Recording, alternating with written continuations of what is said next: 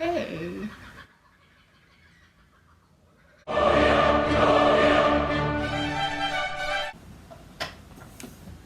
Hello. This is my first video. Welcome to my channel. Tis a new year and a new decade.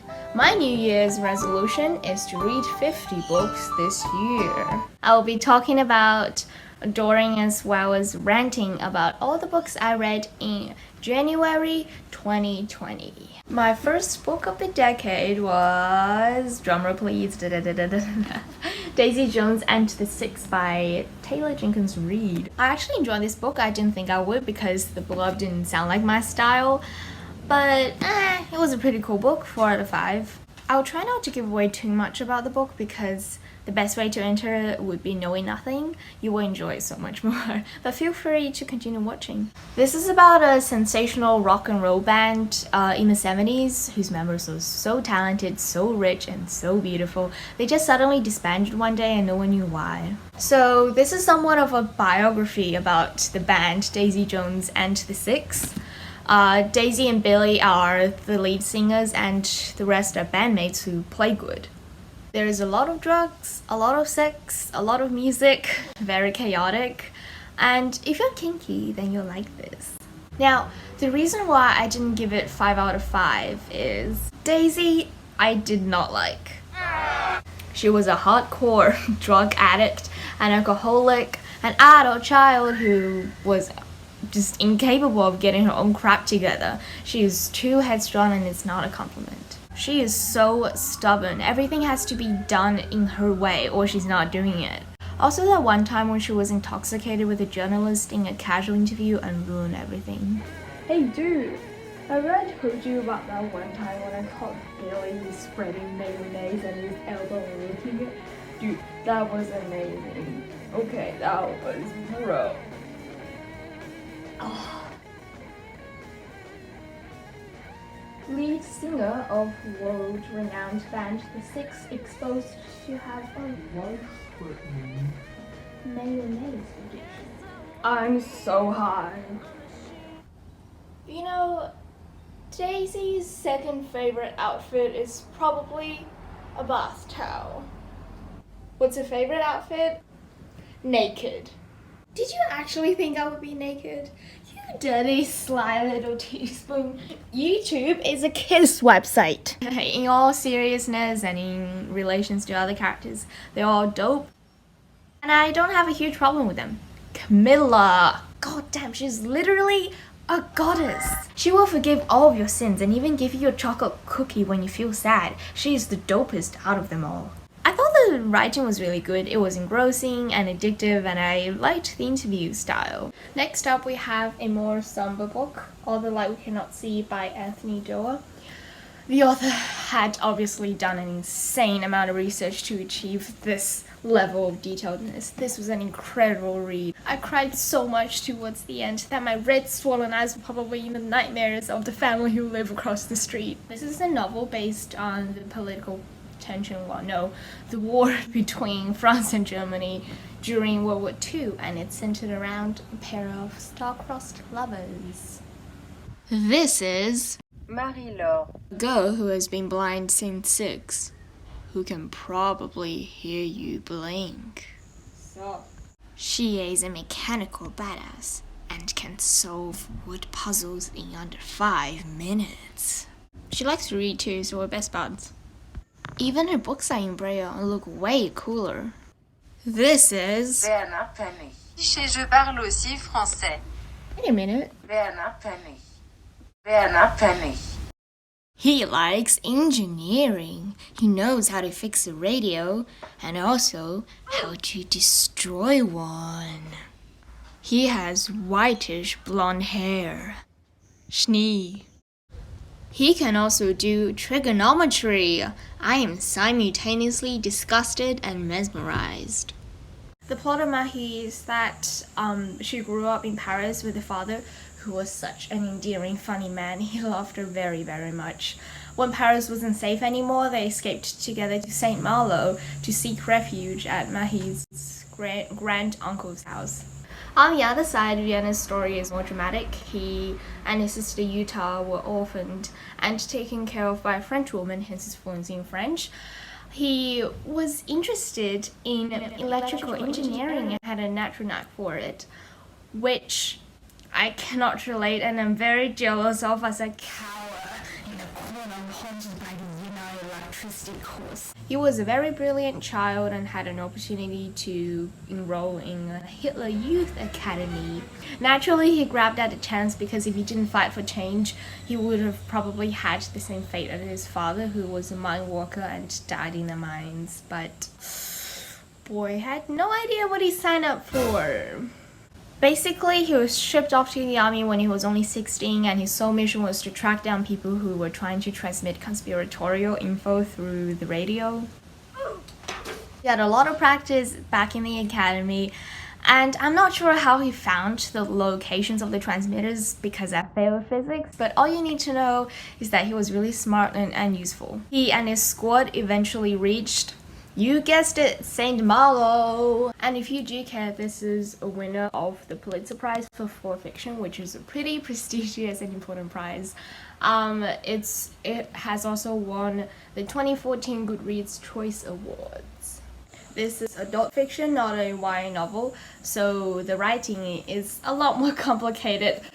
No offense to anyone, calm down. Some people say that it's a little bit too lyrical, which I agree at some times, but the writing is really one of a kind.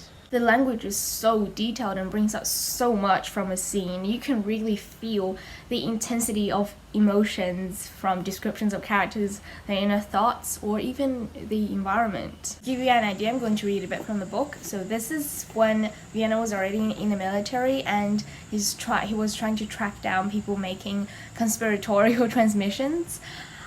His squad was getting irritated because they haven't received anything yet, but this is the first time that they heard anything on the radio.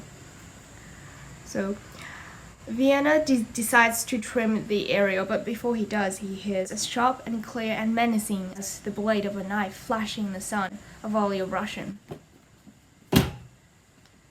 Yes! I think the book is a haunting blend of polar opposites and extremities. Vienna actually is a really good example of this concept of duality. I felt conflicted about him during his time in a violent Nazi propaganda ditch of a school because I know that he was a good person, but some of his actions or the lack thereof made him look terrible. I love and dislike him at the same time. The themes of this novel are like these two: love and hate, France and Germany, good and evil. Dowa has somehow mixed all of these drastically different ideas and created this masterpiece. Even though I said that this book centers around Mahi and Vienna and to their relationship, this book is not categorized as romance. It's just good old historical fiction. Now, the book has 530 pages. Can you guess on which page they first meet? Page number 411. That's when they first meet! Well, technically it's their first encounter because they didn't talk to each other, like she didn't even notice that he was there, which is kind of sad. When they did meet and talk to each other, I felt so overwhelmed. Like I just accomplished the greatest thing. All of this has come down to them spending the most wonderful, most romantic moments of their lives with each other. They didn't even do anything, they just slept. Not in the way you think, you sly dirty teaspoon. They ate peaches, she gave him a tour of a house, like that's it, but it was so perfect. Like, it's so fluffy, so cute. I felt so incredibly happy and sad at the same time, which made it the most memorable moment of the book for me. I really enjoy this concept of duality because it's thought-provoking, and I love books that make me think, make me feel, make me connect to the characters and the plot. Let's talk about the protagonists. Here's the deal. If you give Mahi a cane, she'd be walking around the neighborhood like she has 20/20 vision. If you give her bread, she's going to conspire against the Germans. If you give her a knife, she's going to stab and slice a bitch. If you give her a seashell, she's going to get a freaking PhD in marine biology. And if you dare give her an ocean, she's going to dump 20 million francs in that. When faced with shit, she knocks down shit. She's brave enough to deal with things, which makes her a lot better than me. Every time I think of Vienna, a piece of me dies. He was such a beautiful human being. This might sound really weird, but Vienna is literally my ideal boyfriend type. Like soft, brave, and flawed, but also really, really gentle and unwavering. Like he waddled through all the disgusting Nazi propaganda with a heart of gold. That's something special. There are so many amazing values and qualities all packed into individual characters, no matter how minor they are. It's not only a book about Mahi or Vienna, it's about people who were there when it all happened, what they had seen, what they had felt, experienced. You understand humanity on a different level when you read this. Lastly, I would like to talk about the overwhelming network of connections between the characters. Anthony has somehow linked all of the characters together. He switches perspectives and time periods a lot, but as I read on, I began to see how they all relate to each other, whether it's a familial or a spiritual bond. It might get confusing at times, but I was like, oh, the entire time. Overall, 5 stars, amazing read. I would definitely recommend it to you if you like bittersweet romance, adorable couples, and if you like war novels that are so depressing that they make you cry until 3 a.m. So, based on all my sentiments about this book, please go read it. It's so good. It was such an amazing journey. You could probably already guess what my reactions were when I was reading this. Damn, he's smart. Oh, no, let Frederick be. You evil professor, give him back his chocolates. Oh, ew, don't pee in there. Damn, she's going downhill. Oh, they're so sweet together.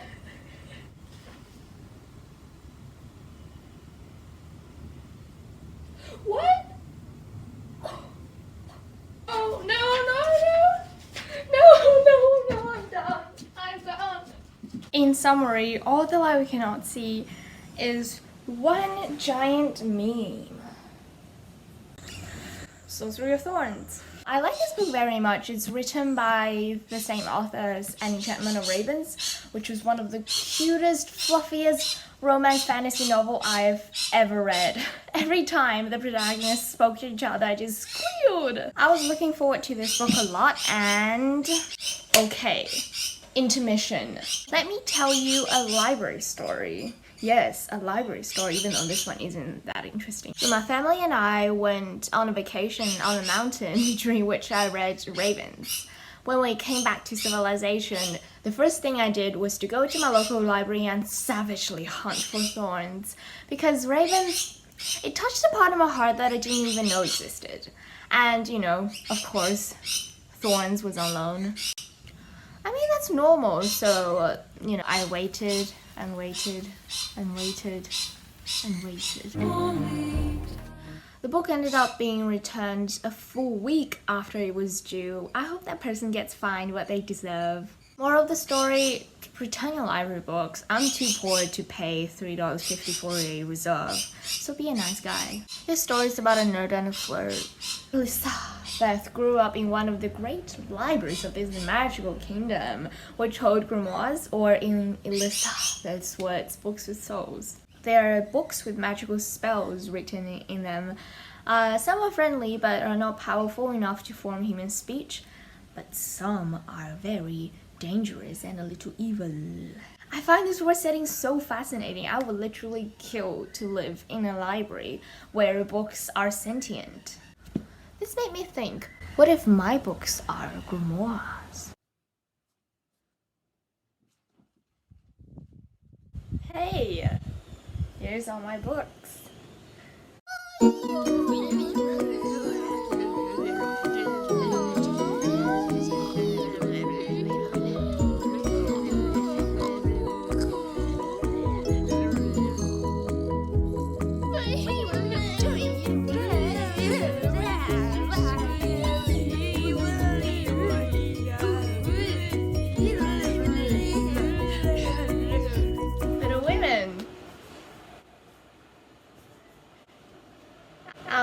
It's one of my favorite books. I'm very excited to watch it in cinema soon. Timothy Chalamet is my bae.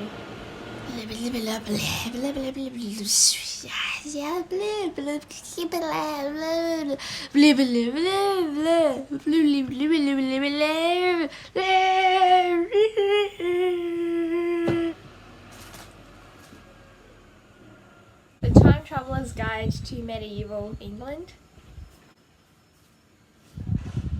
Very nice. My principal actually recommended it to me, so I bought it. I really enjoy the book. It's about medieval England. It's very fun. It's historical. I love historical books.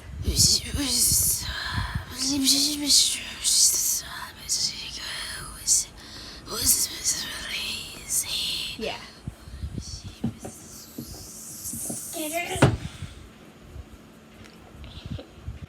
Never mind, I don't want any grimoires. Nathaniel is literally the hottest, sexiest guy. Like, Simon, step aside. Nathaniel is passing through. He has a silver streak in his hair, and from what I've read, he has the same hairstyle as Hal from House Moving Castle. Girl, Hal was my first anime crush. Wait a minute. They are both powerful sorcerers. They both have demon servants. They are both ridiculously handsome. They are both female magnets. Both are my crushes. Holy cow, he is Hal, he is Nath, and they are the same person.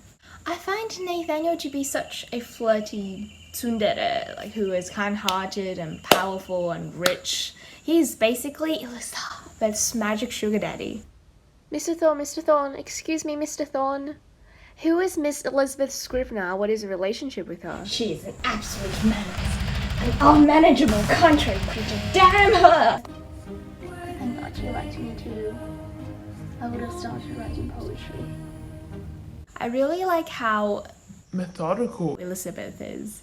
Like, she comes up with the most bizarre yet effective solutions to difficult situations. It baffles me how many insanely creative ideas come out of Margaret's head. Like, so many things and ideas from this book are just so fantastical and transfixing to read. Everything clinked smoothly together. She had really crafted an intricate web of a world, and I loved it so much. And Enchantment of Ravens is the same. I love both worlds. However, I do find the flow a little bit awkward and unnatural at times. No, silly. I don't want to hit you. Is that chocolate on the floor? Here you go, the yummy yum, the yummy yum, the yummy yummy. Oh, can you do me a favor? It's gotten a bit chilly, so I've put this on. This girl has the weirdest response to things. So she goes to a library and applies to be employed there because she needs something from the library to stop the bad guy. The interviewer asks a fairly normal question. So, why do you want to work here? And she says, To find out the truth.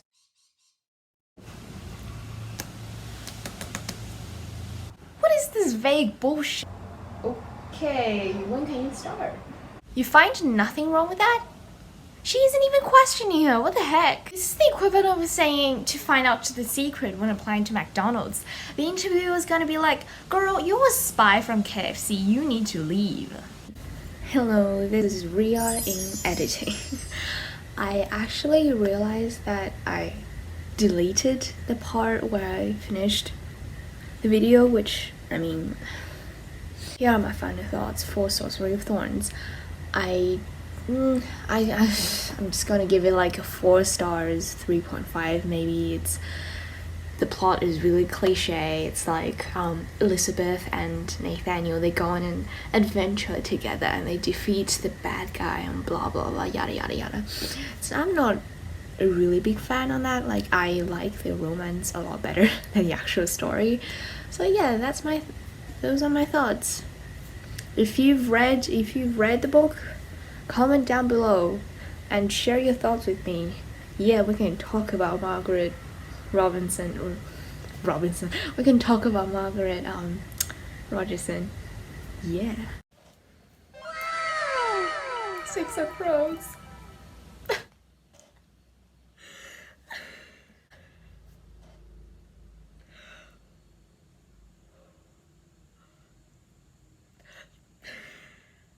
You know what, I'll just not have any expressions because I'm scared that the moment I show any of my feelings, I'll just cry my eyes out. It kills me that I'm too stupid to describe how amazing, fascinating, incredible, life-changing this book is, aside from using synonyms from Google. This might be the best series, if not the best book I've ever read. I'm just gonna put it out of there. This is about 6 beautiful, breathtaking, gorgeous people pulling off a heist. If you like fantasy, crime, bittersweet romance, or really, really smart characters, I guarantee that you will like this book. We've got Kaz, who is literally like... He is so intelligent and practical, but he has a soft spot for Inej. Aww. And there's Inej, who is, my goodness, oh my god, she's so good at stealth, knives, fighting, literally everything. Her heart belongs to one person. And his name is John C. This kidding, is Kaz. It's so obvious that they should just drop everything and be together. Kaz pretends that he doesn't like Inej, but like, dude. Why the f you lying? Why you always lying? We know how your breath catches when you look at Inej. I love their relationship so much. Oh my god. Partly because Kaz has stronger feelings for Inej than him. And I'm an utter sucker for unrequited love. I take pleasure in watching Kaz struggle to hide his feelings for Inej. To give you an idea, I'm going to read a bit from the book. Neither do you, Kaz, she laughed, and if he could have bottled the sound and got drunk on it every night, he would have. He terrified me. Oh my god! Nina and Matthias. Power couple, not as much as Inej. It's a forever power struggle between those two, and I love them as well. It's steamy and very hardcore. I will go through all the characters as well as other various topics in a proper book review video, which will be posted soon. I talk too much and make things unnecessarily long, so I decided to save some bits because otherwise this video will probably be 2 hours long. Hope you understand. For now, Six of Crows characters in one sentence. Kaz Brekker, gang leader, risk taker, very, very dangerous. Inej Ghaffar, spider/spy, gathers intel for Kaz. Jesper Fahe? I don't know, sorry. Best sharpshooter in town, a gambling addict, I guess. Wylan Van Eck, soft boy who's very smart and good at science. Nina Zenek, a hot render who's so gorgeous and flirty and who loves food. Matthias Helver, a convict, an ex-soldier, and very, very strong. But I do need to warn you about this if you haven't read the book and you'd like to read it. The first 2 chapters were so hard to get through. There will be a basic survival guide to the Grishaverse in my upcoming review video that will hopefully help you. There's a lot of terminology thrown at you at once, but please don't give it up. I pushed onwards and now I feel like my 10th sense has been initiated. Once you get to Kaz, buckle up because you're about to be blown away.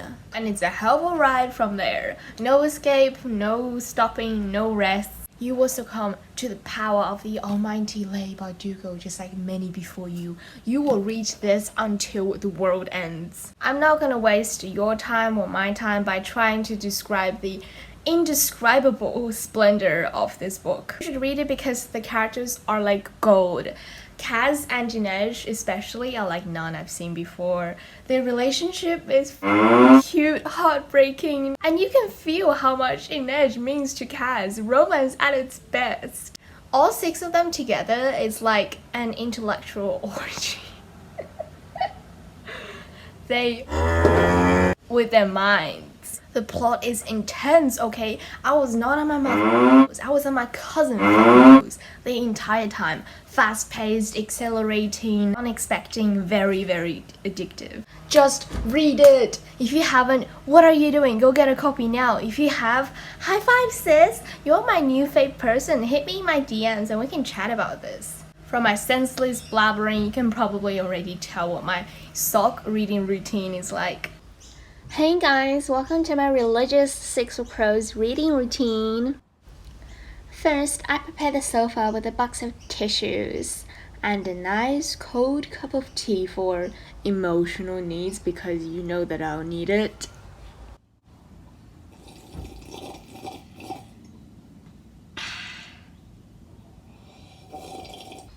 Then I stroke the cover very gently for 6 times and then proceed to reading. I cannot start a chapter without screaming a character's name or make through one without squealing in joy.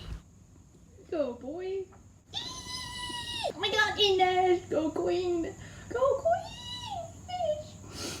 Jasper, damn! Oh, Nina! Oh my god. Yes, Nina! Matthias! Oh my god, yeah.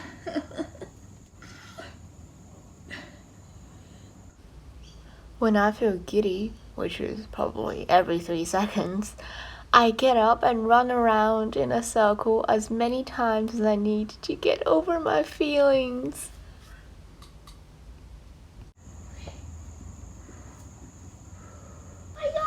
Then I cry because Kaz and Inej are third cousin twice removed. Oh my god, Cassie, you should totally just marry Inez already. In summary, Six of Crows is a Kazing. Get it? Because it's amazing in Kaz.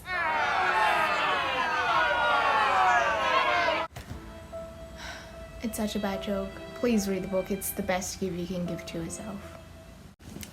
And of course, you know what's next. Crooked Kingdom by Leigh Bardugo. Crooked Kingdom is the sequel to Six of Crows and honestly the best one I've seen. All the other sequels I've read are either just straight up garbage or just a simple spin-off of the original. Leigh wrote a grand happy ending to such a compelling story. There is a lot more development on the characters and she dove in deeper into their histories, which was really interesting. I'm so happy to see that Violet and Jasper got a lot more voice in this book. CK toys with your heart. My little weak organ was like Play-Doh in Leigh's hands. Leigh is so good at plot twists. She doesn't build up suspense, so the readers have no idea what's going to happen next. And I love it. The ships are taken on a different level. I was disappointed that Kennej wasn't as OTP and strong as in Six of Crows, but the ending slapped me so hard that my cheek is swollen in the 5th dimension. To give you an idea of how easily this ship can end me, I'm going to read a bit from the book. She smiled then, her eyes red, her cheeks scattered with some kind of dust. It was a smile he thought he might die to earn again. It's too pure. Don't even get me started on Nina and Matthias. I have nothing to say except to tell you to read the book. Then you'll see why I'm so shaken up and battered. Oh my god. He really, really loved her. You know, he really did. Wespa is bae. Oh my god. Wylan is even cuter than Inej sometimes. And I just absolutely love seeing him jealous and even a little bit possessive. Slight spoiler here for Wylan, so if you don't wish to see it, please skip to this time. Connection between Jasper and Wylan is stronger than steel. Like when Jasper said, "I will read to him," when even Wylan's own father was taunting Wylan because he's dyslexic. Speaking of which, I really appreciate Leigh's attention and regards to issues such as dyslexia and ADHD, as well as the fair representation of bisexuality in Wylan, Jasper and Nina. Not a lot of authors can write these issues and sexual identities into characters without making them stereotypical, but Lei has done it. She showed how Wylan struggled with his learning disability, but also all the other amazing skills he has. He is so good at maths and chemistry and is a very, very, very kind and nice person. He is incredibly brave to face his adversity and cope with it in different ways, such as mnemonics. Under Lei's pen, the characters who have issues are represented as smart, resilient, courageous, and kind-hearted who use their problems to challenge themselves to become better people. But I'm just so mad that the best plot twist was ruined for me. I was watching Cindy's video on Crooked Kingdom because, well, actually I was kind of asking for it, but still, you know, I made sure to close before the spoilers kicked in. But the comments, why the comment section? I thought we had a real thing. So the reading experience was botched for me. I didn't cry when so many others have cried, and now I'm just sad. I feel like a sociopath because when I finished reading CK, I went back to watching Cindy's video and I found out that she actually had seen spoilers too before reading the book. And I mean, before finishing the book, she cried a lot in that video, whereas I didn't. Don't get me wrong, there are hundreds of really perfect and emotional scenes in the book. Lei really knows how to grab a reader's heart. But I don't know what I'm feeling right now, to tell the truth. I feel like I'm missing something. I want to be a part of the I cried so much after this book, got so many feels club. Call me a masochist. I love it when books hurt me and make me feel something. Like with All the Light We Cannot See. Oh my god, my eyes were unlimited taps and Vienna just straight up destroyed both of them with a freaking hammer. I thrive on that feeling, just crying and letting my emotions overwhelm me. Overall, I am so emotionally deprived and weary, but I also feel so happy that I came across Six of Crows. Reading this series is the best reading journey I've ever had, and I really hope that you feel the same if you ever get to read it. Thank you so much, Lei. I will never be able to forget this series, the Grishavas, Kanej, all the other ships. So if you actually enjoyed this video for some reason, well, I think my jokes are super horrible. But if you actually enjoy this video, thank you very much. And if you like, please check out Cindy's channel. She makes a lot better and funnier videos than me, and I love her sense of humor. Good evening to you too, birds. But thank you so much for reaching this point of the video. I'm still a newbie at YouTube, so my editing skills are very questionable sometimes. But I had a lot of fun making this video, and I hope that you felt the same watching it. So have a nice day, afternoon, evening, whatever time it is for you, and I'll see you in the next book. Bye!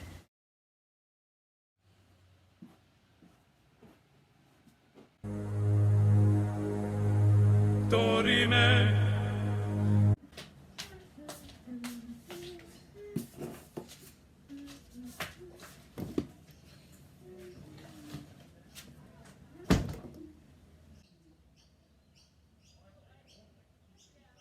Interrimo ad appare dorime, ameno, ameno, lancire.